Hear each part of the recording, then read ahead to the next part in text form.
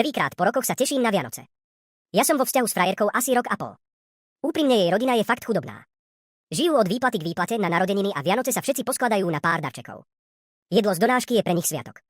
Ja som nikdy nebol extra bohatý, ale vždy som bol na tom dosť dobre na to, aby som im občas pomohol, zaplatil nejaké účty, poslal jej peniaze na jedlo. Sú však hrdí a veľkú pomoc veľmi odmietajú. Za posledný rok sa mi ale brutálne zadarilo. Biznis mi vystrelil, investície s kamošom zo školy vyšli neskutočne, bavíme sa o miliónoch. Niekedy sa pozriem na účet a nechápem, že tie čísla sú moje. Rozhodol som sa kúpiť jej rodine dom. Je to presne ten, okolo ktorého keď prechádzame, frajerka vždy hovorí, ako ho jej otec miluje, obrovská záhrada, garáž pre 2 autá. Zaplatil som v hotovosti a včera som sa stal oficiálnym majiteľom. Plánujem zabaliť list vlastníctva do obrovskej krabice a nechať ho úplne na dne. Všetky tie nudné právne veci sa doriešia potom, teraz ide o gesto. Najbližších 10 dní tam s mamou ideme robiť výzdobu, otec s kamarátmi už nosia základný nábytok, aby tam mali aspoň niečo a zvyšok si už zariadia podľa seba. Modlím sa, aby to prijali a povedali áno. A okrem toho som sa tento rok úplne odviazal aj s darčekmi.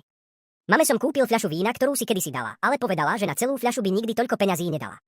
Otcovi som kúpil čierny Jaguar z 90. rokov, o ktorom stále básni. Na štedrý deň tam budem sedieť pri stromčeku s najväčším samolibým úsmevom, aký si viete predstaviť, ale